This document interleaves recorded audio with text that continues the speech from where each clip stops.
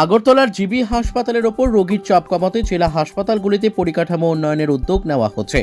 বর্তমান খোয়াই জেলা হাসপাতালে যে পরিমাণ জায়গায় রয়েছে সেই জায়গায় নতুন করে জেলা হাসপাতাল তৈরি করার জন্য পরিদর্শনে আসেন স্বাস্থ্য দপ্তরের এক প্রতিনিধি দল। Bureau report, S news Bangla. মাননীয় মুখ্যমন্ত্রী স্যার উনিও চেষ্টা করছেন, এখানকার এমএলএ যারা আছেন ওরাও চেষ্টা করছেন এবং আমরাও চাইছি।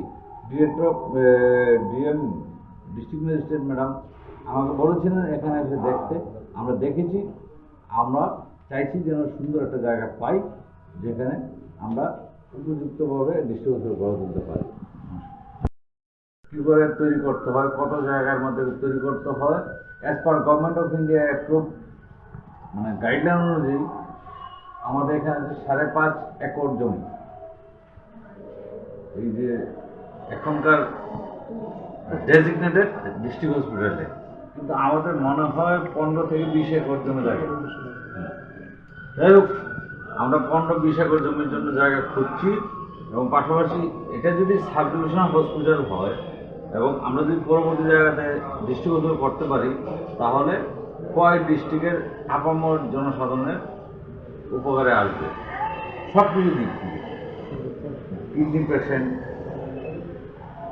Kidney patient, drug patient, cardiac patient, একজন মা কাশছেন তার জন্য মানে রেসপিরেটরি পেশেন্ট, যে কোনো পেশেন্টের জন্য আমরা যেন উপযুক্তভাবে সব কিছু দিতে পারি তার জন্য আমাদের পারে। ডিরেক্টর হেলথ সার্ভিস, আজকে আমি খোয়াই ডিস্ট্রিক্ট হসপিটাল পরিদর্শন করতে এসেছি।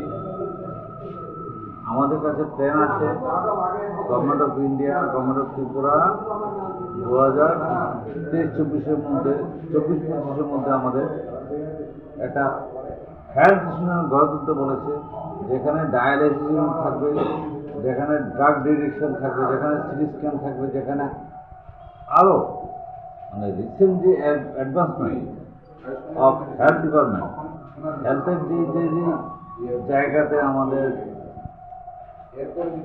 ছোটো ছোটো প্রবলেম আছে সেগুলো আমরা রিপ্লেস করার চেষ্টা করছি। তার জন্য আমরা আজকে চিফ মেডিকেল অফিসার এবং আমাদের অ্যাডমিনিস্ট্রেশনের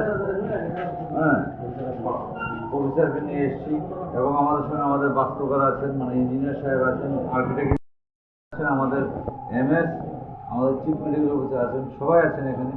আমরা চাইছি খোয়াইকে সুন্দর করে সাজাতে, খোয়াই ডিস্ট্রিক্ট হসপিটাল যেন সুন্দরভাবে হয় তার জন্য আমরা একটা পরিকল্পনা নিয়েছি। বিগত 3-4 মাস ধরে আমরা চেষ্টা করছি যেখানে খোয়াই হাসপাতালকে আমরা করতে পারি। এখানে 150 বেডের একটা হাসপাতাল হবে। 150 বেডের মধ্যে 50টা বেডে থাকবে ড্রাগ ডিরেকশনের জন্য। কারণ কি রিসেন্টলি দেখা গেছে কি 4,500 আমাদের মানে confirm HIV positive patient, HIV positive আমাদের আছে।